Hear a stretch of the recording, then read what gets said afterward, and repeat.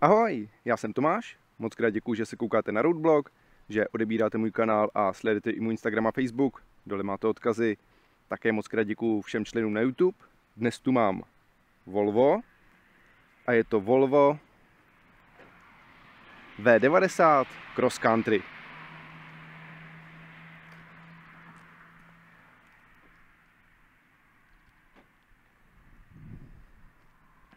Je to opravdu veliké auto a vy, co chvíli sledujete Roadblog, tak víte, že tohle je taková má oblíbená kategorie aut, zvýšené kombi s pohonem všech kol.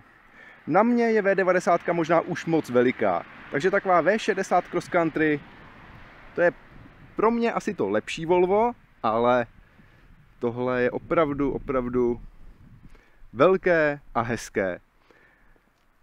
Já mám pocit, že snad nikdo nemůže říct, že by se mu to auto nelíbilo. Jasně, někdo možná řekne, nekoupil bych si ho, ale říct, že je vyloženě ošklivé, to snad není možné, nebo nedokážu si to moc představit. Mně se prostě moc líbí V90, stejně jako V60, ještě navíc cross country, takže je vyšší, má světlou výšku 20 cm. Že je to cross country, poznáte vlastně jenom tady vzadu podle nápisu. No a pak samozřejmě vzhledově ano, ale napsané je to jenom tady vzadu. Motorizace B5. To je takové trochu zajímavé, protože B5 může být benzínová i naftová motorizace, protože to B označuje mild hybrid. No a B5 může být buď nafta, která má 250 koní, anebo benzín, který má 264 koní. Tohle je ta benzínová verze.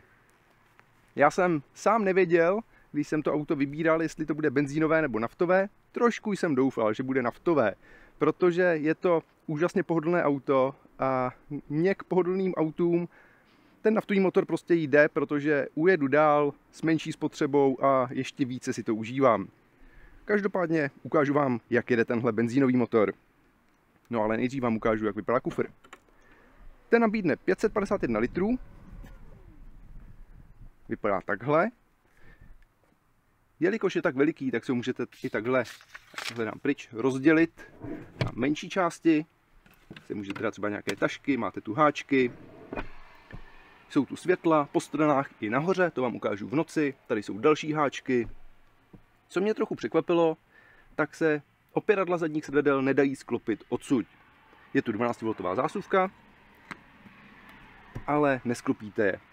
Takový sympatický detail je ten, že i když teď to nebude zase tak vidět, protože tam mám věci, že je tu plynová vzpěra. Takže ano, je tu i rezerva a zároveň plynová vzpěra.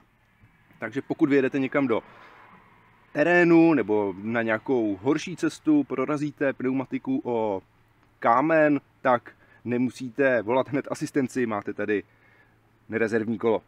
No ale já změřím tady vzdálenost, jenže musím jít dopředu, abych sklopil, no i když nemusím, já se natáhnu asi sem. Tak, sklopí se hlavové opěrky. No, je tu hodně místa, takže změřím, kolik jeho za sedačkou řidiče nastavenou na mě. Ale nejdřív přehodím kameru na hlavu. Kamera je na hlavě a jdu to změřit. Takže za sedačkou řidiče nastavenou na mě je rozhodně hodně místa.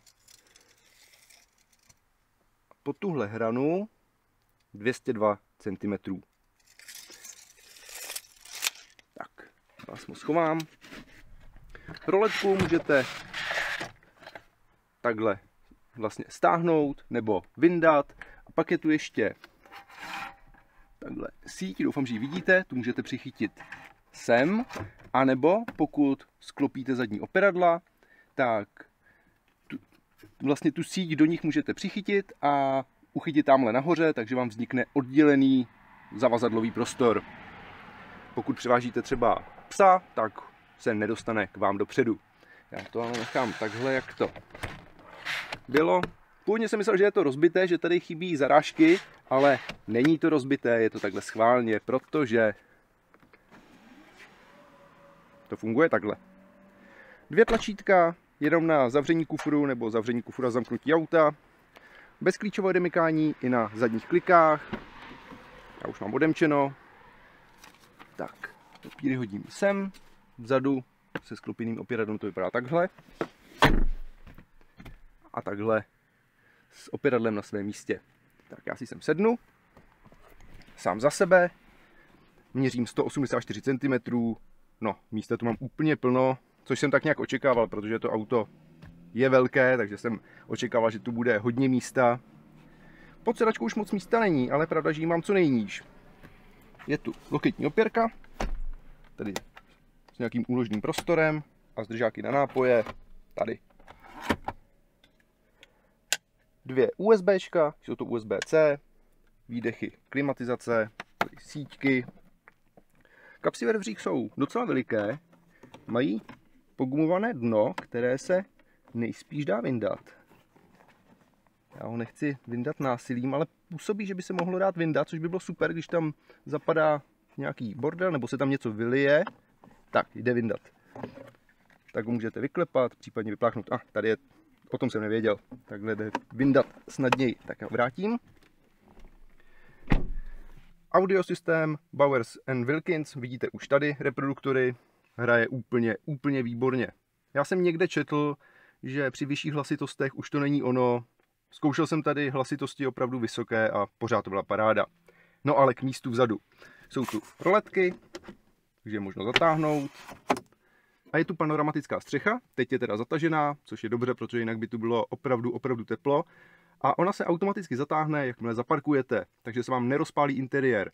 Nebo on se rozpálí, ale nesvítí vám přímo slunce na sedačky, takže to není takové to, že si do nich sednete a chcete hned vyskočit, protože vás hrozně pálí. Přední sedačky jsou odvětrávané, potom vám něco řeknu vepředu. Levou opěrku vrátím zpět. A místa nad hlavou je, to jsem vlastně ještě neříkal, tolik. No a já jdu dopředu. I když vlastně ještě vám ukážu, co je pod kapotou.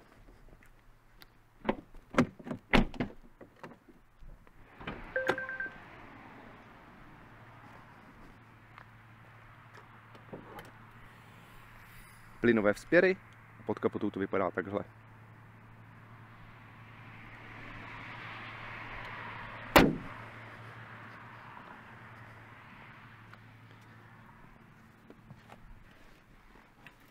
Tak, krásný Volvo interiér, dřevo, kůže, paráda. Je tady tohle řešení, vlastně tahle roletka, u které není na první pohled vidět, že je to roletka, která se takhle skládá, tady to vidíte. Místo pro bezdrátové dobíjení telefonu a dva držáky nápojů, tady zase s vyndavacím dnem. Pak tady menší odkládací místo s 12V zásuvkou. Dvě USBčka jsou tady, tohle už jsou USB-A, takže vzadu jsou USB-C, tady jsou USB-A. Kapsa ve dveřích veliká, zase s tím gumovým dnem. Všechna okna elektricky ovládaná, samozřejmě mají automatické dojezdy. Sedačka má paměť, jak řidiče, tak spolujezdce. Dá se nastavit opravdu ve všech možných směrech, prodloužit sedák. Jediné co, tak sedák, ačkoliv je tady perforovaný, tak tahle část není odvětrávaná. Odvětrávaná jsou záda a tahle spodní část, ale tahle část ne. Každopádně to odvětrávání je super a zrovna v téhle chvíli ho využiju, protože ta sedačka je docela rozpálená, takže to bude fajn. Odkladací prostory, tady docela veliká kapsa. Pak tady klasicky, ve které mám hadřík.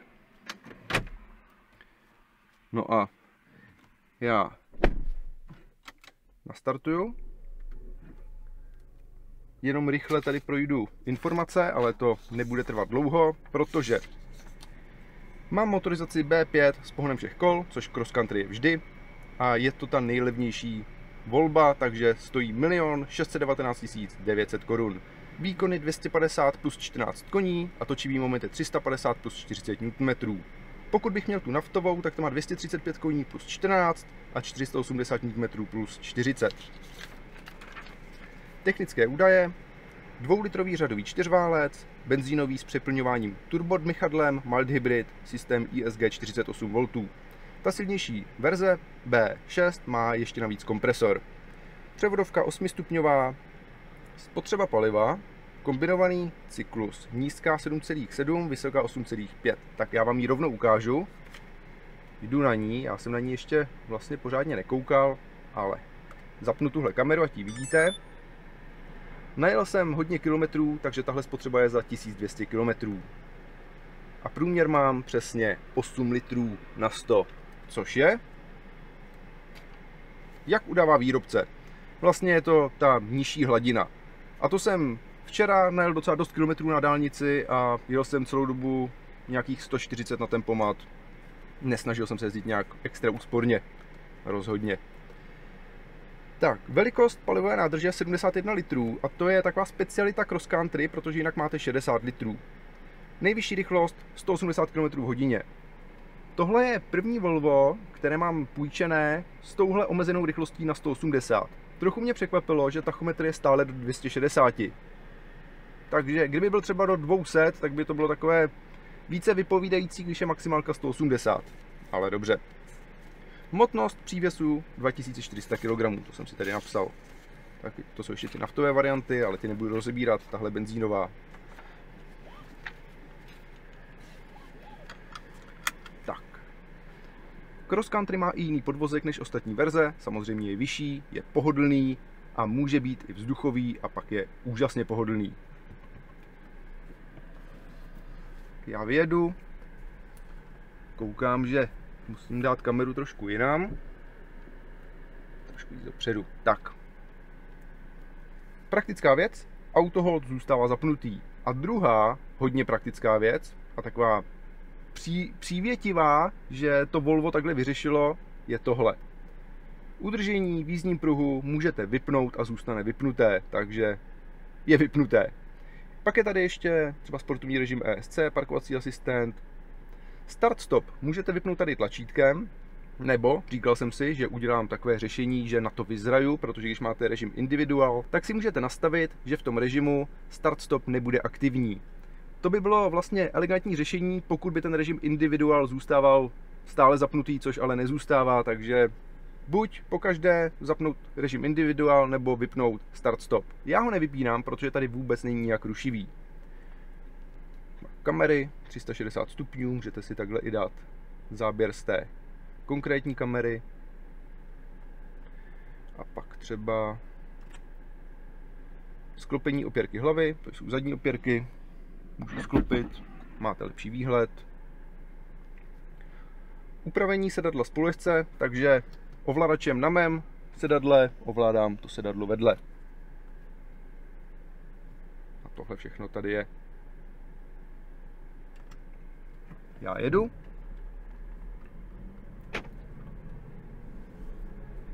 Jízda je opravdu krásně pohodlná i celkem úsporná. Čekal jsem vyšší spotřebu, musím přiznat. A o tom, jak se mi dobře s tímhle autem jezdí, svědčí i ten nájezd, protože jsem najel 1200 km, respektive 1300 km po první stovce kilometrů nuluji spotřebu a i to počítadlo kilometrů, aby to bylo více vypovídající. Těch prvních 100 km se s tím autem vlastně zžívám.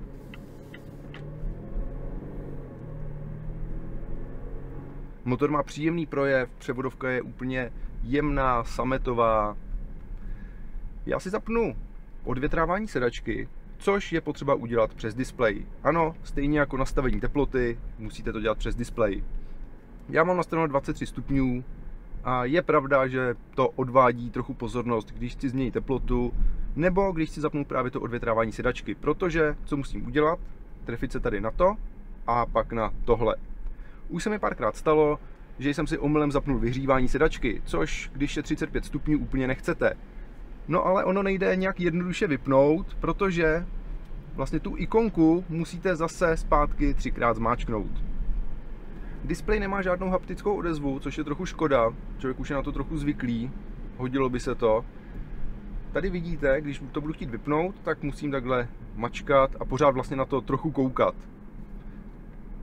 Já vím, tohle auto se udrží uprostřed jízdního pruhu a dokáže samo zastavit před překážkou. I tak tohle ale vyžaduje docela dost pozornosti. Plný plyn na konci obce z 30.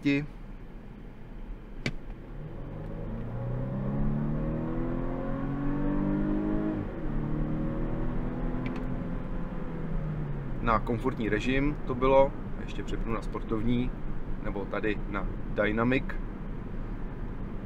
Head-up display se promítá přímo na čelní sklo, přes polarizační brýle není vidět. A co mi úplně nevyhovuje, tak je to, že ta rychlost, která tam většinu času vidíte jenom rychlost a jaká je tu aktuální povolená rychlost, tak to není uprostřed. Je to mírně vlevo. Pokud zapnu navigaci, tak se navigační pokyny promítají vlastně jenom dočasně, když je potřeba když je to aktuální. Nemáte tam celou dobu vidět nějakou mapu nebo šipku, to ne, jenom když je to aktuální. A ty pokyny se promítají vlastně uprostřed, takže ta rychlost zůstává stále vlevo. Podle mě by bylo lepší většinu času mít tu rychlost uprostřed, no a ty navigační pokyny mít třeba někde vedle, nebo to posunout, když je zapnutá navigace. Není to nic výrazného, je to detail, ale když takhle koukám před sebe, rád bych měl tu rychlost přímo před sebou. Použiju ostřikovače.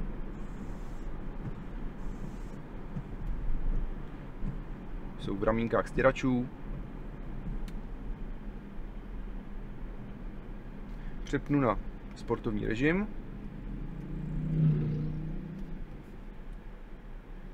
Co je prostě fajn, to je ta světlá výška. A že se nemusíte bát, že takhle zajedete někam mimo silnici. Prostě nic se nestane, máte tu světlou výšku. Zároveň to pořád není SUVčko a vlastně tohle auto vám ukáže, že SUVčko nepotřebujete.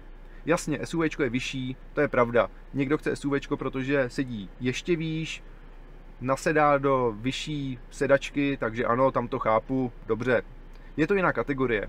Pro mě je V90 nebo V60, takhle jako cross country, lepší volba než nějaké XC, ale to je moje volba.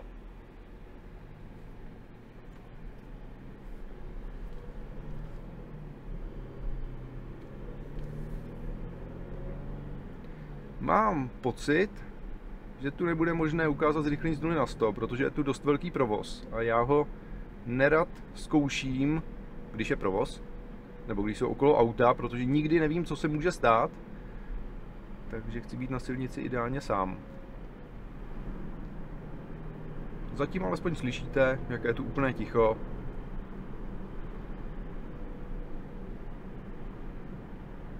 Motor je občas trochu slyšet, ale je to příjemný zvuk. To odvětrávání sedačky je super, opravdu. Hodně to pomáhá. Střechu můžete i otevřít, tedy jenom tu přední část. Na co jsem narazil, tak když jsem stáhl okna a otevřel tu střechu, protože tak jezdím rád, takhle po okreskách na dálnici ne, to už je moc velký hluk uvnitř. Tak vzadu ten prostřední pás dělá docela rámus. Musel jsem ho připnout a pak už bylo ticho.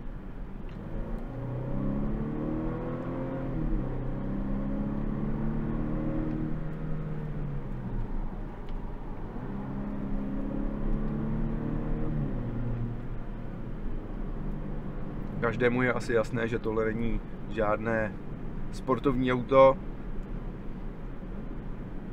Jak už výškou podvozku, tak svojí velikostí k tomu úplně nesvádí. Ten motor má sílu, ale to, že má motor sílu, neznamená, že by to auto mělo jezdit sportovně. Tohle auto může jezdit v levém pruhu na dálnici naprosto bez problémů předjíždět. Prostě máte ten výkon, i když to auto naložíte. A můžete se i svižně a zábavně svést, ale sport to nebude.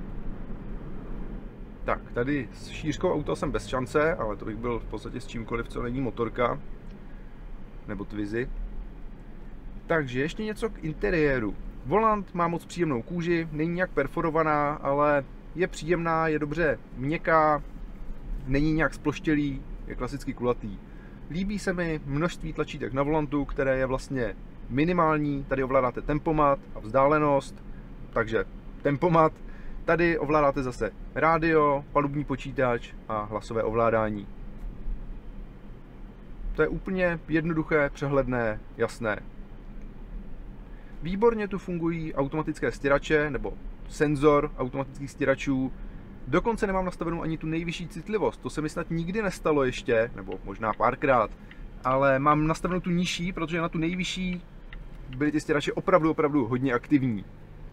Můžu vám ukázat takové bonusové zrychlení na plný plyn na sportovní režim do kopce, ale pak vám to ukážu samozřejmě i na rovině. Počkám, až přejede auto. Plný plyn 3, 2, 1, teď.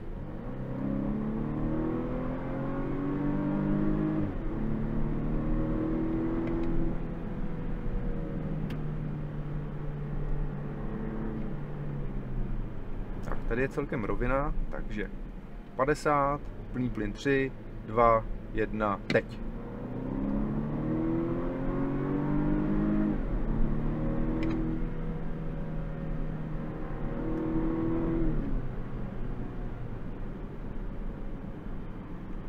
Já budu doufat, že teď bude menší provoz, vyzkouším zrychlení z 0 na 100, takže přepnu stabilizaci do sportovního režimu. Moc nevím, co se změní, ale pro zrychlení z 0 na 100 by to mohlo být lepší. O audio systému jsem vám říkal, takže teď je ideální čas na to vám ukázat, jak svítí světla. Tak jdeme do noci rovnou teď. A je tu noc a uvnitř to vypadá takhle. Barvu ambientní osvětlení si můžete nastavit. Je to tady a světlo osvětlení vnitřní. Já mám tuhle žlutou, můžete dát bílou nebo třeba modrou. No a to není moc veliká změna, protože se mění osvětlení odsud ze zhora. Pokud se podíváte třeba na to osvětlení ve výplních dveří, tak to je vlastně stále stejné. Jde o tu barvu tady ze zhora a vzadu u tady zadních čtecích lampiček je také to světlo. Tak já dám tuhle, co jsem měl předtím. Ta se mi sem hodí. No a já zapnu blinker, rozsvítím mlhovky a jdeme se na to podívat.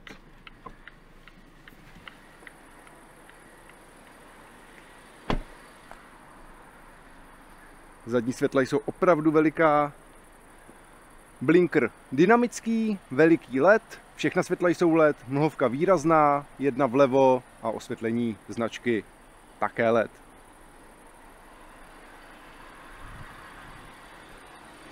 Blinker v zrcátku zepředu není moc vidět, ten je vidět spíše ze strany, ale tenhle blinker, ten je rozhodně dobře vidět.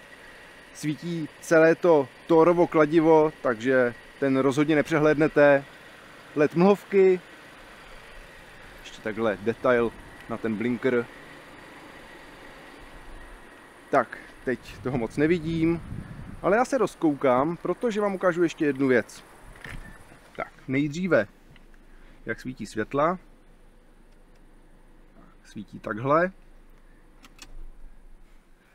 No a teď, jak se auto umí rozloučit a pozdravit pomocí světel.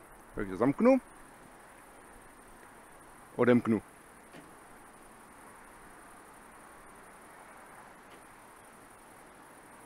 No a vepředu, tam už toho k vidění tolik není, tam se to jenom postupně rozsvítí a zhasne. Tak.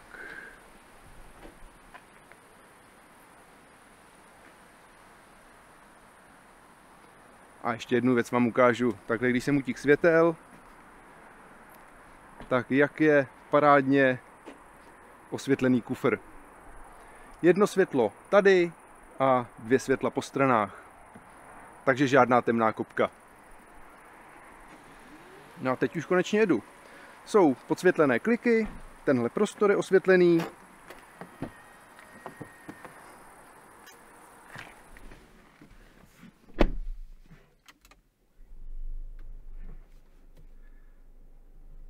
Automatika dálkových světel zůstává zapnutá, pokud ovšem nemáte přepnuté na parkovací světla, jako jsem měl já, takže já ji zapnu. Tady vlastně to vám ukážu, jak se zapíná. Po otočením tohohle kroužku tady nahoru na to Ačko. Teď je zapnutá a pak zase by byla zapnutá při dalším startu. No a já jedu. Připoutám se. Ještě tady uvnitř osvětlení třeba téhle přihrádky také je tam, nebo téhle. Možná si řeknete, jasně, že je tam osvětlení, ale občas se stává, že třeba tahle přihrádka není osvětlená. A co tady? A tady také. Tady je ta ploška pro bezdrátové dobíjení a držáky na nápoj jsou osvětlené. tady už není co osvětlovat. Tak a doufám, že někoho potkám. Světla se natáčejí.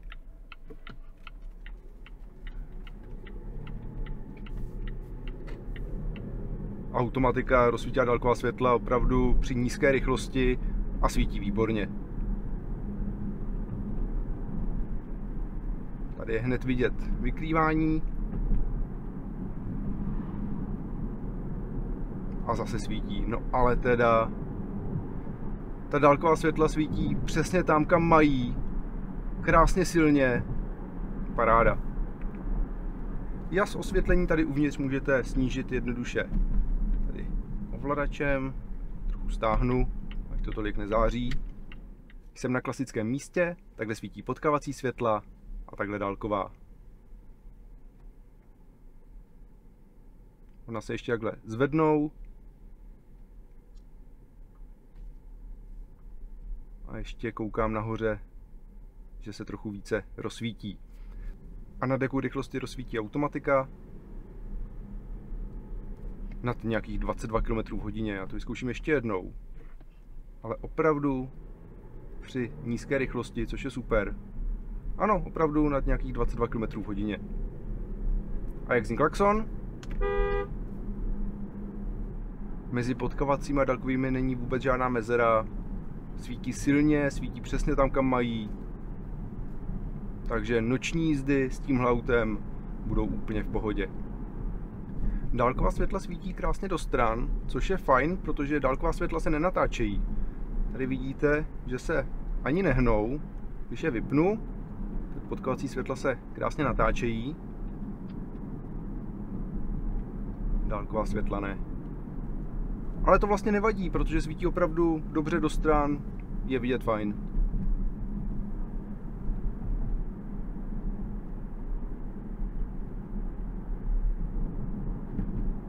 Tady byla vidět krásně reakce automatiky. Vlastně nejdřív zhasla i celou tu levou část. Teď už se to přizpůsobilo, světla vykrývají.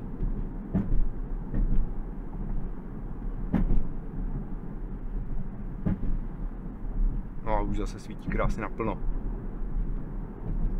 No a to je z noci vše. Viděli jste, jak auto vypadá zvenčí, zevnitř, jak svítí světla, jak funguje automatika, vykrývání, slyšeli jste, jak zní klakson, viděli jste, jak je osvětlený kufr, jak je to osvětlené tady uvnitř. Tak hurá zpátky do dne. Vítejte zpátky ve dne. Provoz je tu stále velký, tak já možná pojedu někam úplně jinam, vám ukázat zrychlení z 0 na 100. Ještě uvidím. Za mnou nikdo není. Tak a zrychlení z 0 na 100.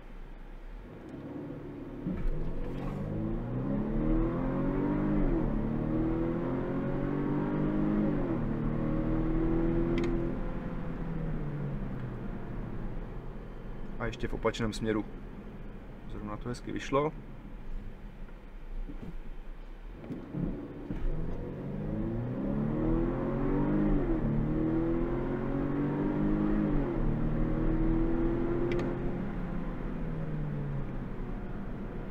Při tomhle zrychlení už ta převodovka není až tak jemná, jako při té běžné jízdě, ale není to žádné hrozné kopání, není to nic nepříjemného, cítíte, že řadí. Ale já přepnu zpátky na komfortní režim, protože to je ten pravý. Přepnutí jízdního režimu můžete udělat buď tímhle ovladačem, takže zmáčknu, vyberu jaký chci, můžu dát třeba Eco, zmáčknu, po chvíli ta nabídka zmizí, nemusíte ji rušit. Tak, zmizela. No a nebo pokud chcete rychleji, tak můžete přímo takhle, zase za chvíli zmizí, nebo ji můžete zrušit takhle tlačítkem. Paráda. No a já pojedu na dálnici. Co vám můžu říct hned takhle cestou na dálnici, protože to platí neustále a už jsem to říkal, ale řeknu to ještě jednou. Ta jízda je krásně pohodlná, příjemná. Díky tomu, jak je to auto velké, tak do něj naložíte v podstatě cokoliv, co potřebujete. Podvozek je vyšší, takže projedete i kam potřebujete. Jasně, na žádný drsný terén to není, ale tam se asi nikdo s tímhle autem nevydá. I pokud sem naložíte celou rodinu, zavazadla, pojedete někam na dovolenou, tak budete mít dost výkonu, světla svítí tak dobře, že v noci uvidíte úplně parádně, když pojedete někam na dálnici, necháte zapnutou automatiku, vykrývání, dobře uvidíte a všichni ostatní také, protože nebudete osilňovat. A když tam nikdo nebude, tak se ta světla rozsvítí naplno a viděli jste, jaká je to záře.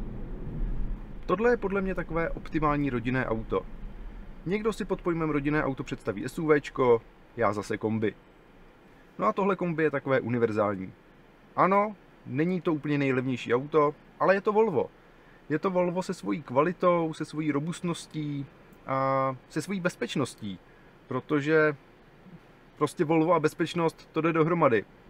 Ukážu vám, jak funguje udržení uprostřed jízdního pruhu, protože to funguje moc dobře. A pak jsou tu asistenty třeba, které pomáhají vyhnutí se, když před vámi prudce zastaví nějaké auto nebo dojde k nehodě, vy se potřebujete vyhnout doleva, tak vám to auto vlastně pomůže, že vás nasměruje, abyste se dobře vyhnuli. Samozřejmě systém nouzového volání, ten nesmí chybět. Tady se ještě můžu podívat na nějaké další asistenty. Asistent rychlosti v zatáčkách je tady také. To znamená, že pokud auto ví podle navigace, že je před vámi zatáčka, tak tempomat zpomalí. Je to fajn, není to moc násilné, takže to nechávám zapnuté. Čtení dopravních značek funguje výborně. Asistent limitu rychlosti vozidla, to jsem nikdy nepoužil. Zabránění kolizi, ano, to je to vyhnutí, jak jsem říkal. Natáčecí světla, no. A pak je tu plno bezpečnostních věcí, které tady nevidíte, ale v praxi je máte a můžou vám zachránit život. Už jenom ta robustnost toho auta vám pomůže. Já vypnu ten sportovní režim ESC, ten nebude potřeba. Zapnu tempomat, protože tady proč ne, je tu vlastně zóna 40, takže 45, stejně rychleji rozhodně nepojedu. Můžu vyzkoušet i Pilot Assist, to znamená, že dám šipku doprava, tím se aktivuje, ale nejsou tu čáry, takže volant nezezelená, nemá se čeho držet. Adaptivní tempomat funguje krásně plynule. Jeden takový detail, toho si všiml kamarád, který se zabývá vývojem plastů, tak je tohle lesklé stříbrné a je to jeden velký kus a říkal, že na výrobu to musí být opravdu hodně náročné, protože tady je to úplně přesné. Mezery jsou všude úplně stejné, tamhle to jde až nahoru na ten výdech ventilace a tady to jde sem. A je to jeden kus a to je přesně, to vypovídá o tom, jak to Volvo bere. Je to sice náročné, ale musí to být přesné. Akorát na tom zůstávají otisky. Stejně jako na celém displeji a tady na tomhle panelu, takže ten hadřík, který tady je, se opravdu hodí. No, je tu kolona. Já pojedu na dálnici, to je jasné, ale teď vám můžu říct můj názor na tohle auto. Na mě možná až moc veliké, ale to není chyba toho auta, to je můj pohled na věc. Je to úžasně příjemná jízda, světla fungují výborně, audiosystém je skvělý, spotřeba rozumná, protože teď po tom zrychlení 8,1 litru na 100. Je to takové to Volvo, jak má být, tu cestu si užíváte. Vy nespěcháte, vy se kocháte, vy si užíváte tu hudbu, to pohodlí, to bezpečí, ten pocit bezpečí, to samotné bezpečí si asi úplně neužíváte, ale ten pocit bezpečí si užívat můžete, cestuje se tu skvěle. Je to prémiová značka, takže to není úplně nejlevnější auto, ale za ty peníze rozhodně něco dostanete. No a já se ozvu z nájezdu na dálnici, protože teď už tady není moc co natáčet. Já jsem musel otočit, protože tam to vypadalo opravdu na dlouho, tak jsem zapl navigaci a uvědomil jsem si, že jsem vám vlastně neukázal tohle zobrazení, takže tady uprostřed můžete mít mapu. Navigační pokyny vidíme na head-up displeji, to už jsem říkal. No a ještě vám řeknu, protože na to jsem také zapomněl, otáčky při 50, při 90, no a při 130 to až na dálnici. Takže teď tady zrychlím na 90. Stavím tempomat. Tak. Vypnu to udržení uprostřed jízdního pruhu, protože to teď nechci, aby mi zasahovalo do řízení. To vypnutí je super jednoduché, prostě dám tady šipku do strany a je to. Tak. Otáčky při 90 už možná byly vidět, ale já jsem tady říkal něco jiného, tak já zpomalím na 50, řeknu vám při 50. A motor při 50 točí 1500 otáček. A při 90 motor točí 1700 otáček. Můžu řadit i ručně, nemám tu pádla, takže voličem. A řazení probíhá do stran, což je trochu nezvyklé, ale jak asi tušíte, tak to stejně nepoužívám. Protože automat funguje výborně, tak není proč. Na ten komfortní režim trochu trvá, než podřadí, když potřebuji třeba předjíždět, ale na to stačí myslet trochu dopředu, přidat dřív, on podřadí, předjedete a je to. Tak, já teď nebudu poslouchat navigaci, pojedu trochu jinudy, takže já ji vypnu.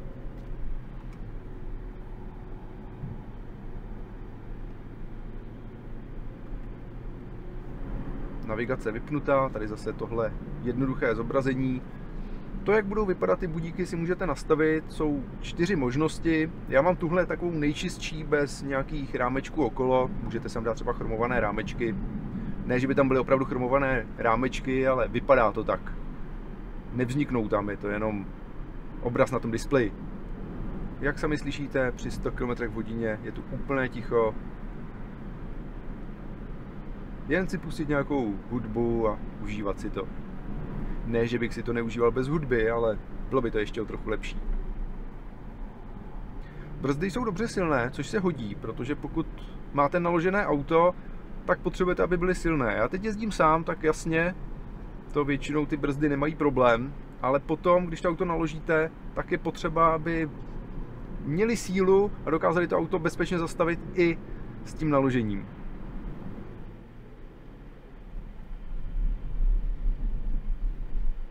Tohle je opravdu hrozný přejezd a ano, jel jsem sice pomalu, ale viděli jste, jak to auto ten přejezd přejelo jenom s takovým lehkým zhoupnutím, jakoby nic.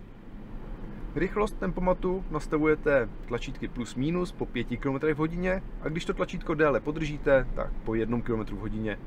Takže takový možná trochu obrácený princip, ale po 1 km/h rychlost můžete nastavit v pohodě. Tak a napojení na dálnici.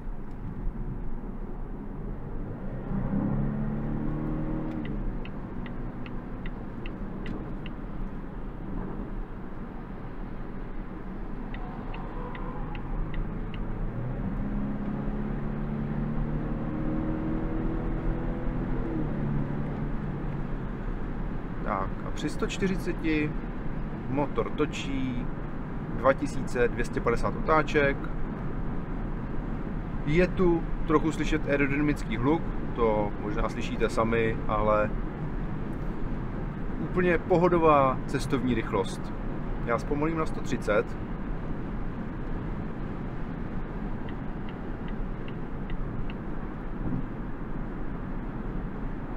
Motor točí 2150 otáček a je tady vlastně úplné ticho. Ono trochu fouká, to hraje také roli. Rozdíl mezi 130 a 140 je trochu slyšitelný. Tady byla vidět rychlost adaptivního tempomatu. Já vám tady ještě jednou ukážu rychlost reakce adaptivního tempomatu. Mám nastaveno 140 km/h. Dám blinker a už zrychluje.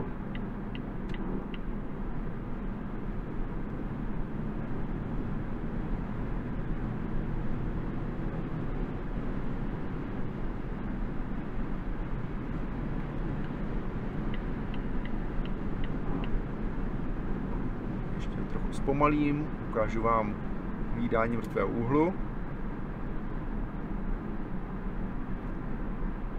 Veliké, výrazné. Kdyby bylo na vnitřní straně toho zrcátka, bylo by to trochu lepší, bylo by lépe vidět periferním pohledem, ale i takhle je vidět dobře. Ještě vám v praxi ukážu ten Pilot Assist, takže ho zapnu, volant svítí zeleně. Auto se drží uprostřed jízdního pruhu a zatáčí. Tady to není moc vidět, jedu pomalu a Není tu zatáčka, tamhle bude. Taková mírná, ale já myslím, že je to vidět dobře.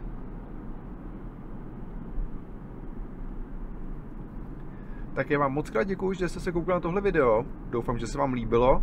Budu moc rád, pokud máte odběr na YouTube. Koukněte se na můj Instagram a Facebook, dole máte odkazy. A já se na vás budu těšit u dalšího auta, dalšího videa. A vy si zatím mějte krásně. Tak ahoj.